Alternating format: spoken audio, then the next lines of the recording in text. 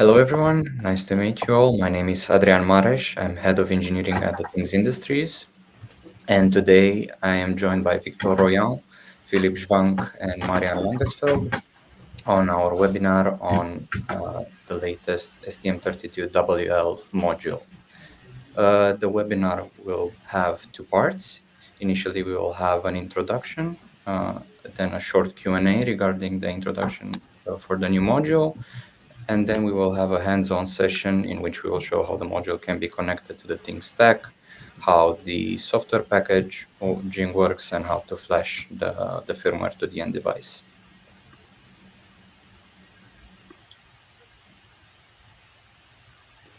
Yes, perfect. Thank you, Adrian. So my name is Victor Royan. I am application engineer at ST Microelectronics, and I'm working on connectivity products such as STM32 WL families with LoRaWAN, for instance. So as Adrian said, do not hesitate to ask questions during the first part of this webinar. We will have then a first session of Q&A for a few minutes, and then we will go to the workshop sessions where we will show you how to flash, show you the software projects, and how to connect to the Things stacks. So, and at the end, we will be there, of course, with Marianne and Philippe to answer your questions. So yes, I believe we can start. Hello there, my name is Yvon Ranou, Senior Product Marketing for wireless product in the Europe regions. Thanks for joining today's webinar. We will introduce you to our new tiny certified LoRaWAN module to simplify integrations.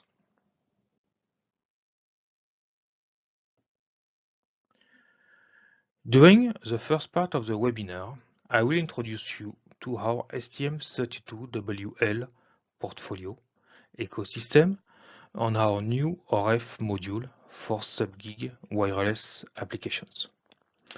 After this first part, we'll have together a Q&A. The second part of the webinar will be handled by Victor Royan.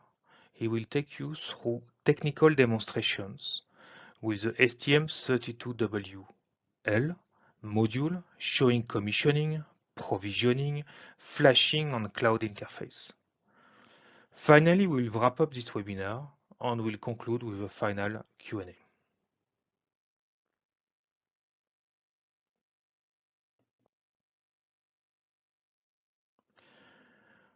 The STM32 portfolio is segmented into high performance, mainstream, ultra-low power wireless microcontroller, and lastly, our microprocessor device. Today, we will focus on the wireless microcontroller device family, which include 2.4 GHz with different STM32WB series to support Bluetooth Low Energy and multi-protocol communications. For sub-gig and LoRa capable device, the STM32WL is the right series. The portfolio of ST Microelectronics has grown to have more than 60,000 customers and over 10 billion STM32 devices shipped since our first device released in 2007. All of our STM32 devices have a 10 years commitment, which is renewed in January of every calendar year. With this commitment on the large portfolio of devices, you can be sure that choosing STM32 for your product is the right choice for today and tomorrow.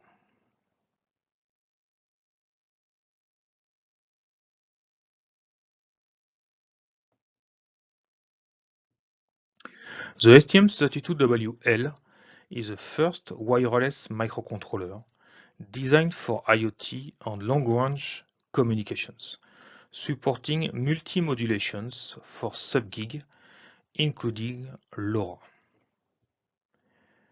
This system on chip is a single silicon die solutions, integrating STM32L4 our ultra-low power microcontroller on the LoRa-enabled IP.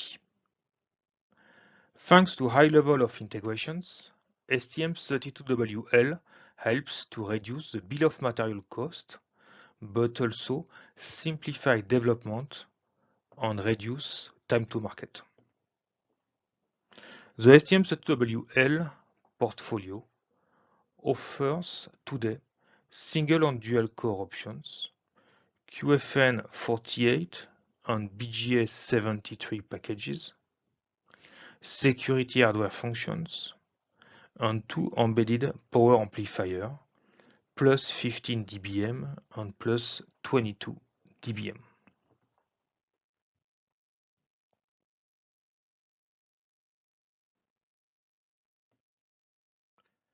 STM32WL is a wireless microcontroller supporting 4 different modulation options. First, LoRa modulations with LoRaWAN protocol. GFSK, compatible with Sigfox, but also GMSK and BPSK modulations. Thanks to this 4 modulation support, STM32WL platform is also capable to handle many proprietary protocol or standardized protocol.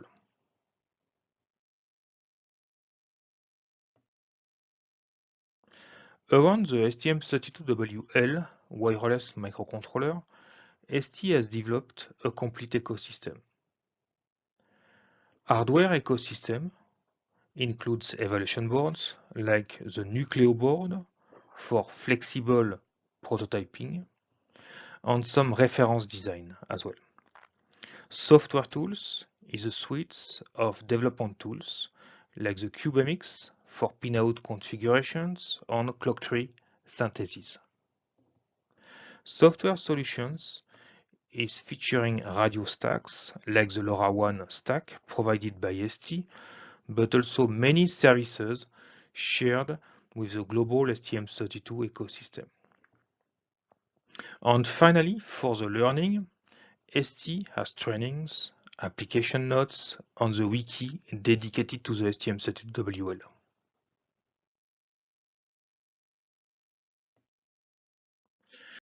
Now let's move to the new STM32WL module presentations.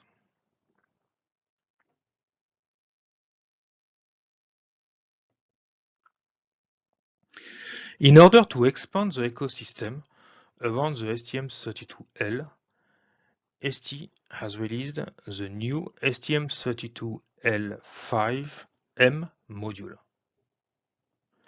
This new RF module brings many innovations in terms of integrations with a very small form factor, 10 by 10 millimeters, but also in terms of robustness and simplicity with BOM reductions, and finally time to market. The STM32WL5M is available now in sampling and will be in full productions in January 2024.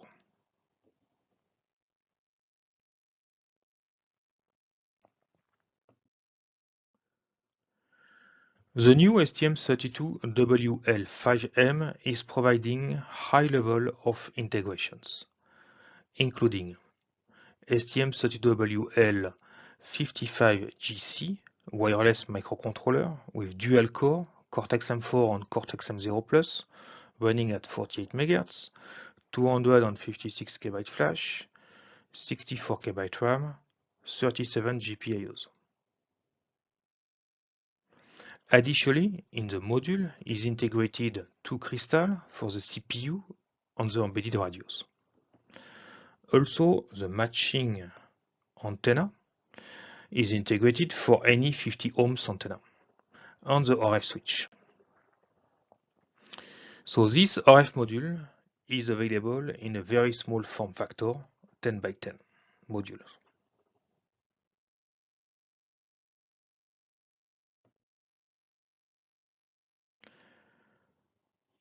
One of the goals of this new RF module is to simplify the RF design and reduce as much as possible the bills of materials.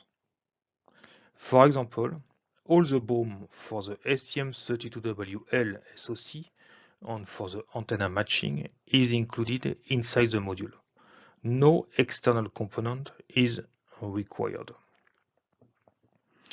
All the complexity of an RF design is integrated in the STM32WL5 modules. It also allows a two-layer PCB. Finally, this RF module is also fully certified.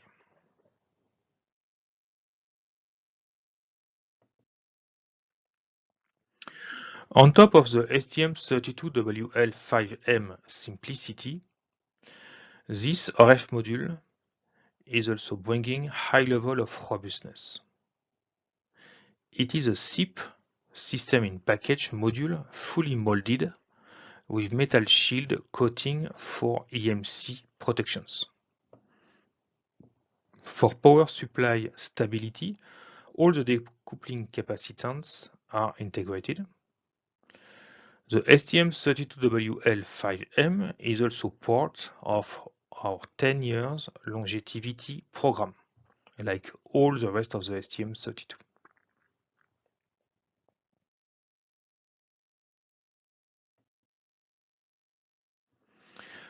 STM32WL5M is the right candidate to speed up the time to market of any new wireless project.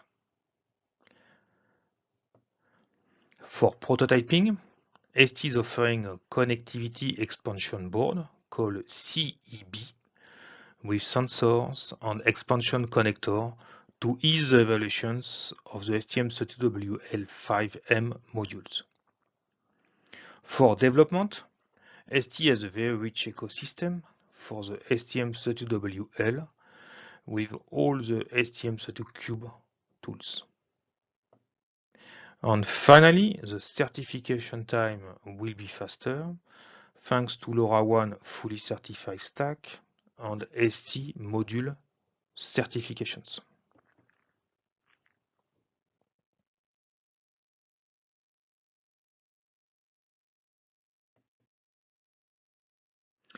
In order to ease the prototyping phase, ST is also offering the STM32WL5M connectivity expansion board called CEB. It has the STM32WL5M module completed with many external additional components like memories, flash and disk EEPROM for firmware update and data logging, many sensors used in IoT applications like temperature, magnetometer, accelerometer and barometer, the ST Mod Plus connector for additional peripheral expansions and JTAG interface.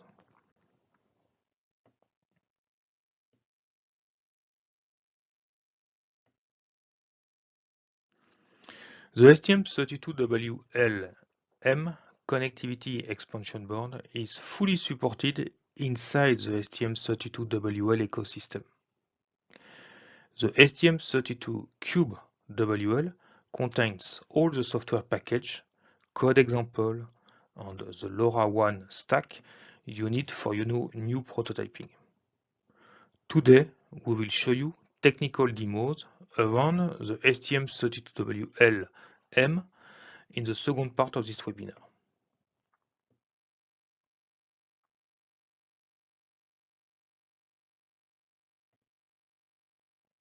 Before to move to technical demonstrations with the STM32WL module, let's have a short Q&A together.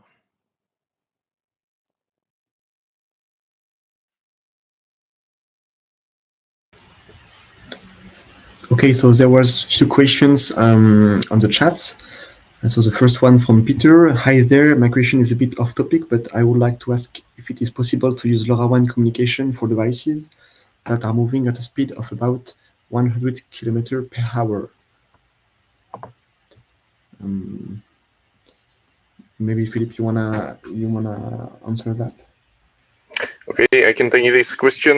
Basically, I think there shouldn't be a problem at the speed. As I was quickly researching, maybe because of the Doppler effect, but you would need to move at a much higher speed than 100 kilometers. So for the LoRaWAN, if you have a coverage by a gateway, it should be fine. Maybe a little tricky point could be to have a uplink or downlink handled from the gateway to the device, so that the server has to decide which gateway to use to deliver the message to the moving target. That would be my answer to this question. Okay. Second question was from Anders. Is the module with the secure element available, like STM32 WL5 MOCH6S? So I can answer that. Actually, there is a few part number name for the STM32 WL module, where in the name where you have the MOCH, meaning that this is the module. And indeed, there is one of this part number that do have the secure element inside. So the answer to you, Anders, is yes. The other questions: do you have wireless M-bus stack? Philippe, will you want to answer, or do I? I can answer. Yes. As you probably noticed in the presentation, we have also support for wireless M-bus by our partner Stackforce. The partner does not only come with WM-bus, you can also have their own LoRaWAN version of the stack, or even combinations of stacks like WM-bus over LoRaWAN, etc., etc. You can just check it out on our webpage that will take you to the partner Stackforce. Okay. Other questions: can the GPIOs be accessed on the expression board? So yes, actually the goal of the expression board is to be able to develop your own application and to test it. So you have access to some of the GPIOs directly from the expression board. Not all, of course, but some. And the questions from Ari: is that eval board available? Yes, the evaluation board is available. Actually, you can buy it directly on a distributor site. So I will type the name in the chat just after, but the name is B-WL5M-Subjig, SUBG. Okay, I think it's maybe time to go to the second part, and then we'll take the other questions at the end of the workshop. We'll show you how to get started with the new STM32 WL5 module and how to retrieve your own environmental data sensors on the cloud. I am Victor Royan, RF application engineer working at ST Microelectronics and supporting RF connectivity projects. Now let me show you how to use the new STM32 WL5 module by your own. So, in order to be able to retrieve your own data on the cloud, you will need to have your own account on a server network provider. Let me show you in some quick steps how to register your own module on the LoRaWAN cloud. So for this webinar, just for information, I will use the Things Network as a server network provider, but of course you can use whatever network provider you want. So first step is to create your own account on the Things Network. You can sign up for free following this link, and do not forget to choose the right existing clusters for you. For instance, since I am based in France, I will choose the Europe one. Once you have created your own account and that you are connected, the first step for you is to create an application so we can register an node device and configure it. So in the Things Network main page, go into the Overview tab, then click on Go to Applications and Create Application. You can then name it whatever you want, add some application name ID, and also add some descriptions for your own traceability.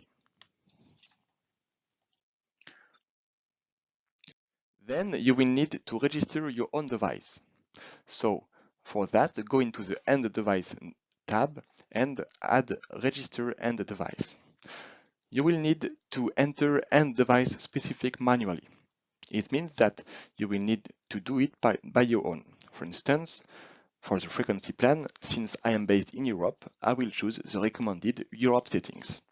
For the LoRaWAN version, the firmware package that I will describe you later is using the LoRaWAN specification based on v1.0.4. And regarding the regional parameters version, we are using the version 2, so RP002, regional parameters 1.0.1.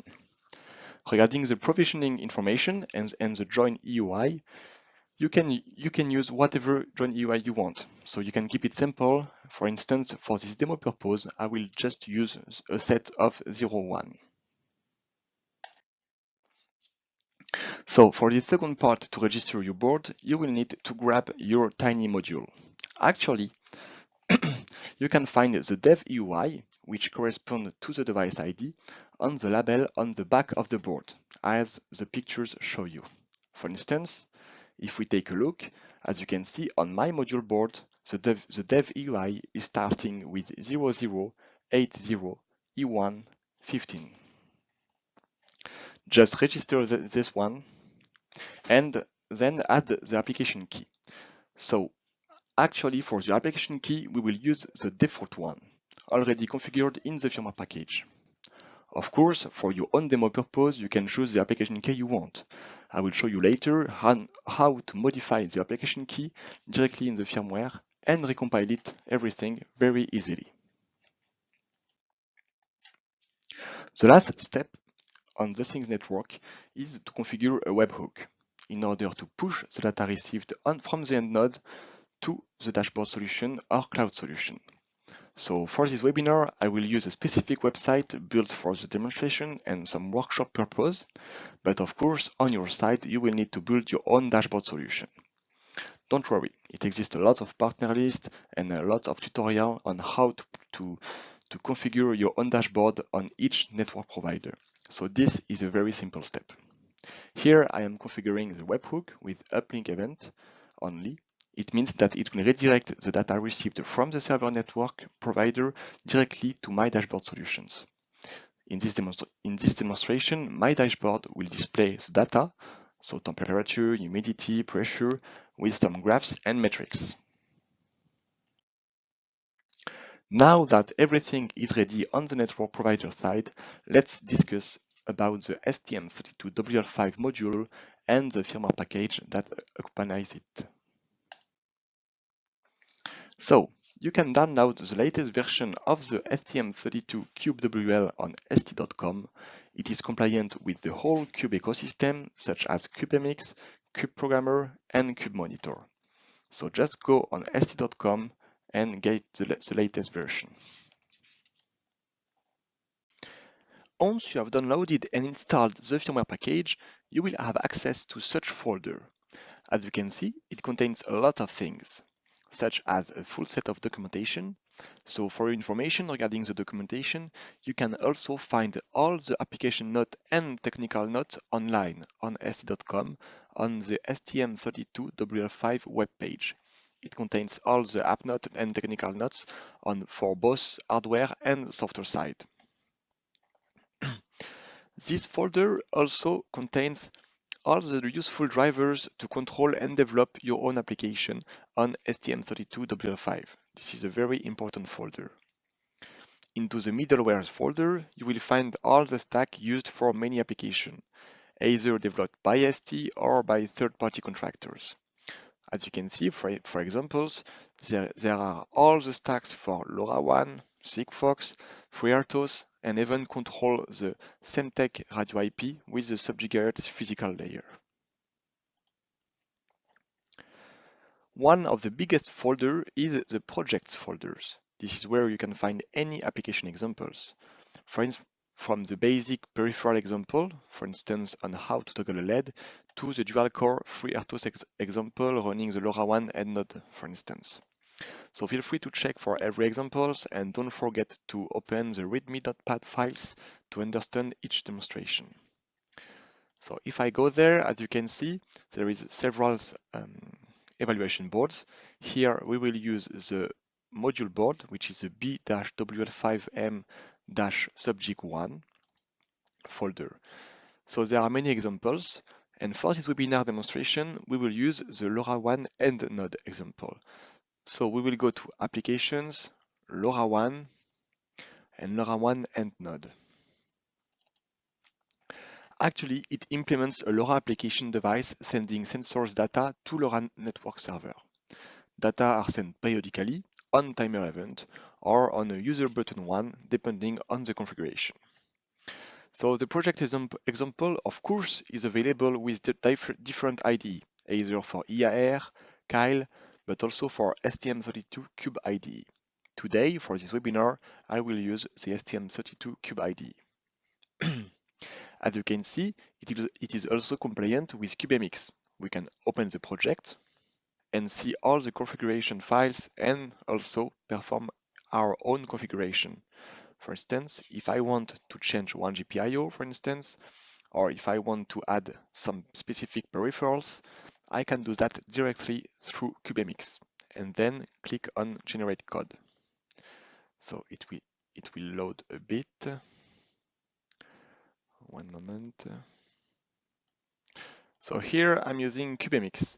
As you can see, I'm able to see the pinat view, but also to have the clock configuration, to manage each clock, and also the project managers. If I plan, for instance, to add some connectivity and to add, for instance, some SPI, I'm able to do that. And I then click on Generate Code, and it will fully generate the code directly into the Cube IDE. So now let's open the project on STM32 Cube IDE just to see and to present it to you. Here I have opened the STM32 Cube IDE project through LoRaWAN and Node application example. So I'm able to find into my application user core the main.c, which run the main application that I just described you before. I'm also able to find into the drivers folder all the abstraction layer for WL5 module, which control each peripheral, for instance, ADC, the flash, GPIO, Y2C to read the sensors, etc. And into the middleware folders, I'm able to retrieve the whole LoRaWAN stack used to send LoRaWAN message over the network. I'm also able to open the CubeMX through Cube IDE by clicking on here. So the easy step here to compile, you just need to select the right projects and click on Build on the little hammer here, and it will create an executable linker file. Here, if you want a specific binary file, you just need to go into Properties of the project, go into C++ Build, Settings, Tool Settings, MCU post-build output, and check the convert to binary file.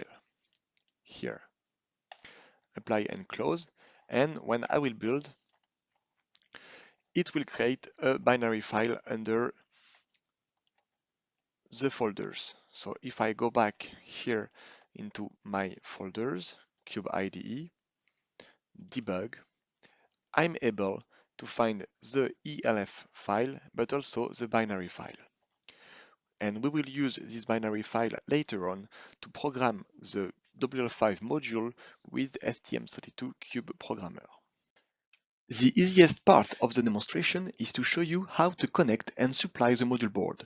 For that, you will need one ST-Link V3 set and one USB cable. First, plug the ST-Link V3 NAP connector to the board using this connector.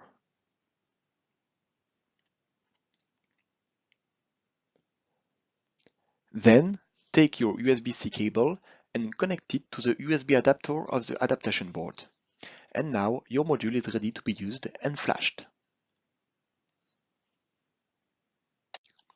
Once you have fully connected the STM32 WL5 module board, you should see the green LED 4 on.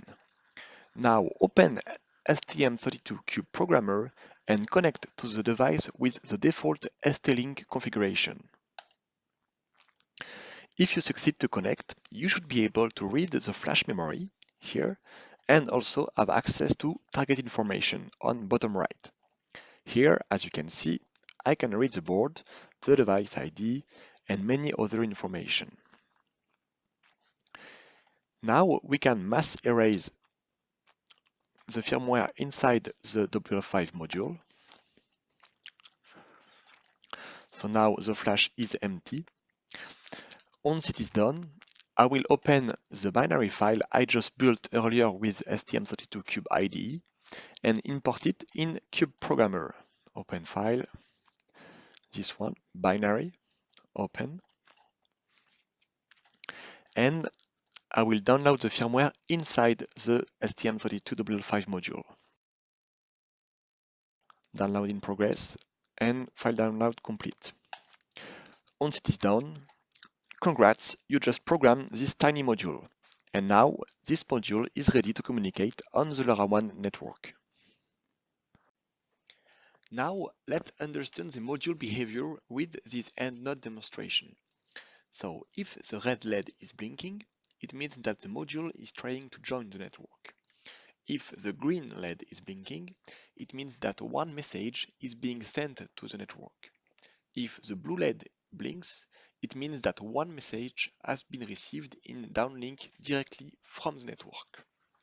Once your device has joined the network, go to your server network application on my dashboard and check for the incoming message. You should see some uplink message data just after a join procedure. As you can see here on my application, I can see uplink data coming on my application every 10 seconds. If I check for the Android device, I can see my device ID finishing by 6D and that the last activity is 6 seconds ago. Actually, it is sending an uplink message every 10 seconds. And since I have configured correctly my webhook, if I go to my own dashboard, just here, I can see if I scroll down a bit, here my device finishing by 6D here, communicating the temperature, humidity, pressure. So now I will touch a bit the temperature sensor just to see if the data is being updated each 10 seconds. It might take some time just to send few messages.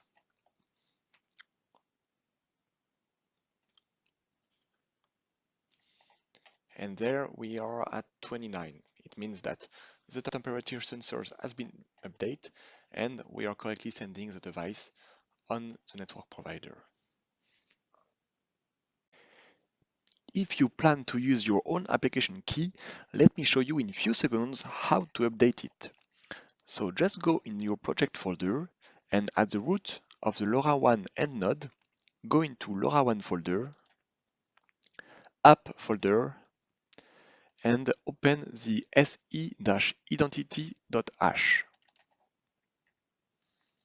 Here, this is the same text stack force file coming directly from the LoRaWAN stack, and this file will let you modify all the application session key, join EUI, and identity key, in order so your device can communicate on LoRaWAN network in a secure way.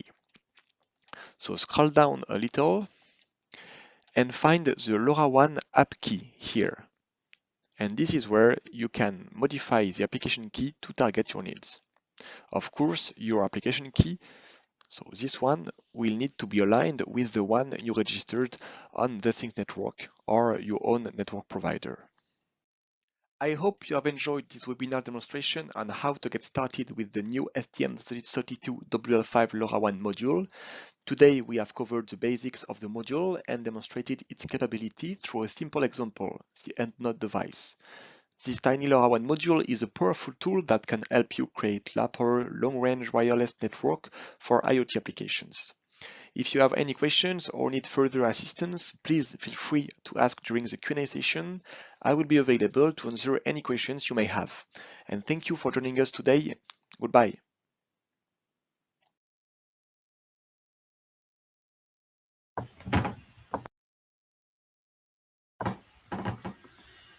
Okay, hi again. So a few questions coming. Where will the LoRaWAN stack run on Cortex M0 or Cortex M4? Philippe, you want to answer, or should I? I can answer, yes. We have both solutions, or let's say the whole idea of STM32 WL is that you have open system and you can define yourself where you want to run the stack, where you want to run the application. You can have with the module, you have a dual core architecture so that the stack with our implementation in the examples is running on the Cortex M0 and the application is running on the Cortex M4.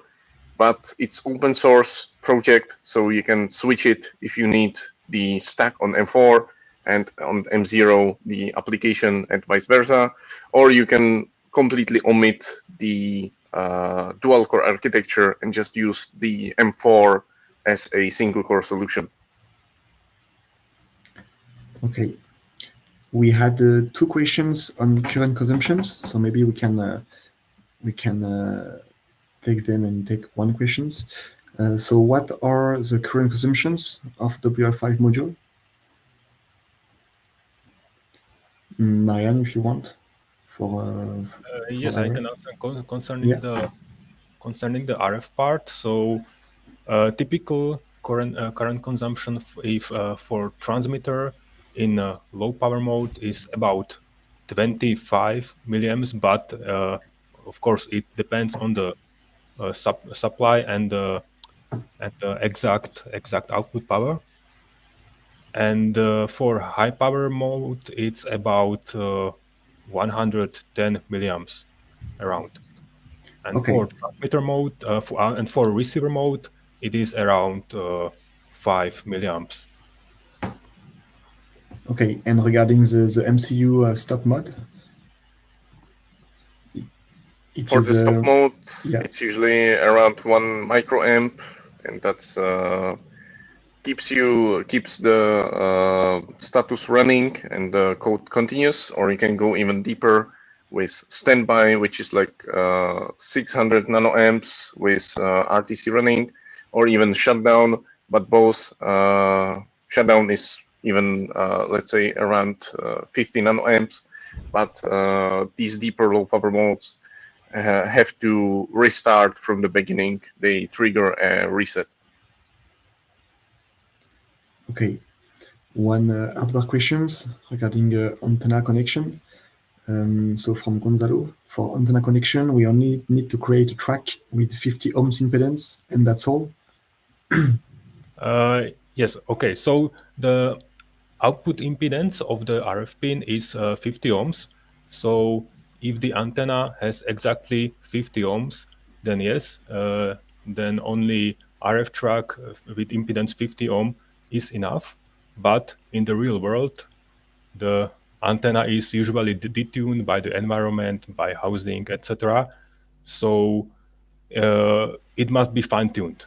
And for these cases, we recommend to put also some matching network between the RF pin and the antenna, which can fine-tune the impedance antenna exactly to the 50 ohms.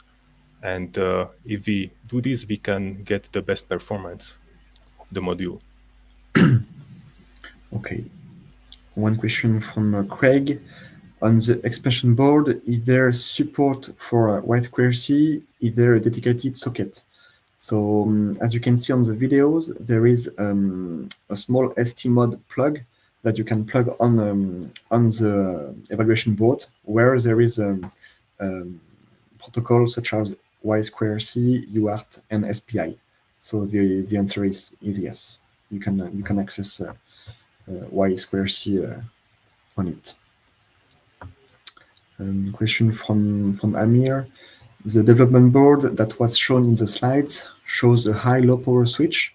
Is that different from the RF switch that should be integrated in the STM32 WL5 module?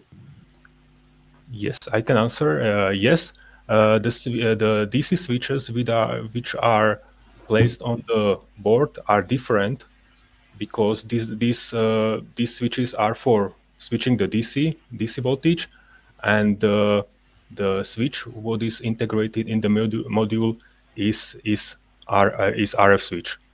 The DC switches are here because low power and high power mode needs a different voltage for the power amplifier. So if the low power is needed, low power mode is needed, so it switches voltage for this mode, and if high power mode is needed, it switches voltage for high power mode. DC switches are needed only in the situation where uh, these both modes are needed in the application. If only one mode is needed, low power or high power, then these switches can be removed from the design, and the exact voltage for high power or low power can be hardwired in the design. Okay. Question from Chris. Is the firmware version WL 1.3.0 compatible with LoRaWAN version 1.3.0 or only with 1.3, 1.0.4? Sorry. I can answer that. So with our current CubeWL firmware, we are compatible with both versions. So you can use the version also 1.0.3.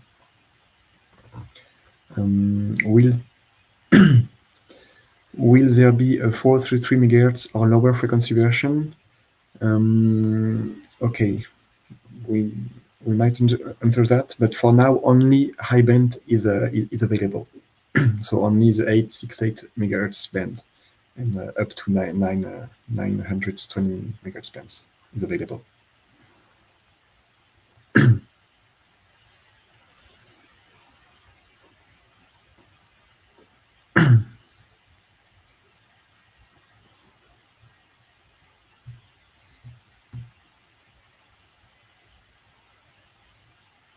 One question from Daniel: to have tools to help RF matching on customer prototypes.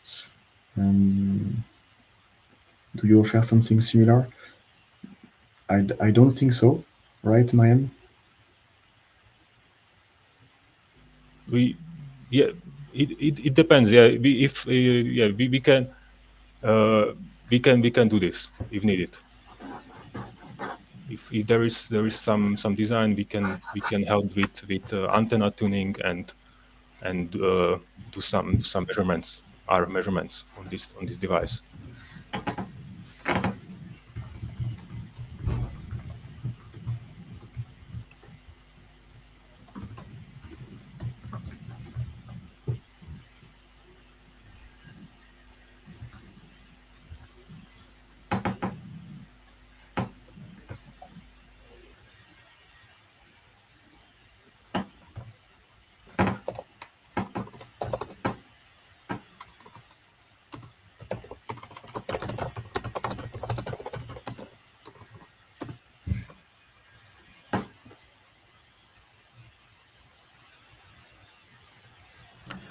So, since the questions have slowed down a bit, we will wait about a minute to see if anyone else still has a question left, and then we will finish the webinar.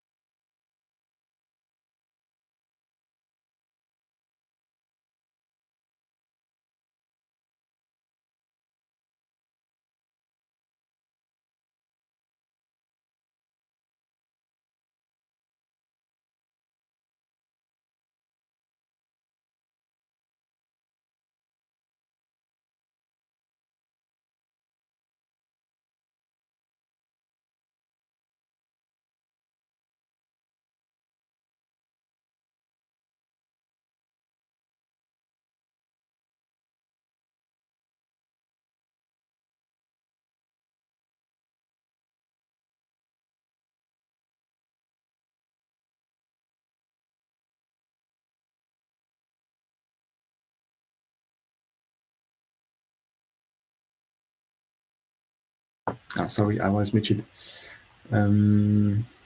Okay, so one question regarding the module compatibility with SID LoRa E5 Mini.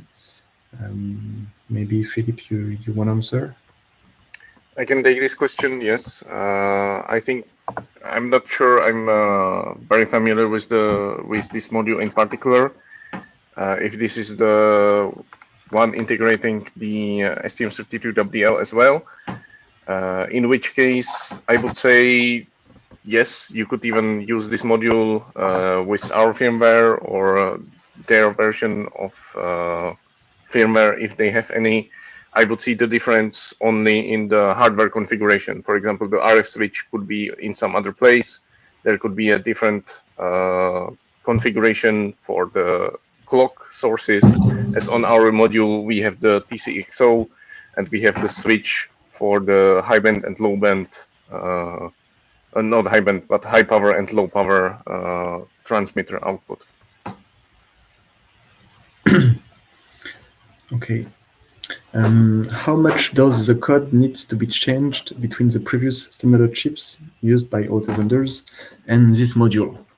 So actually, you don't have to change much the code, since this inside the WL module there is the WL chipset IP. So there is no much change to be done actually in the firmware.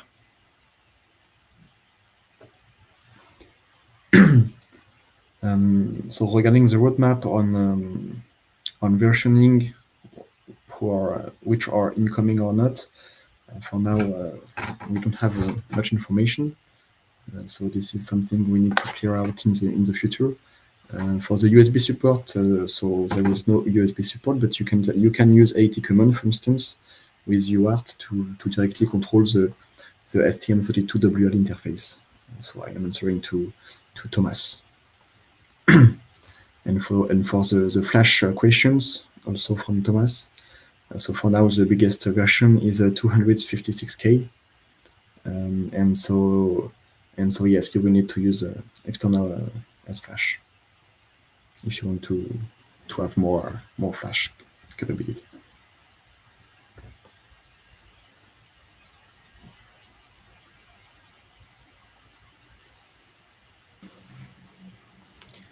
I believe those are all the questions so far. Thank you everyone for joining. Thank you, Victor, Marianne, for joining us today. And have a great day, everyone. Bye-bye. Thank you. Thank you. Bye-bye. Bye-bye. Thank you. Goodbye.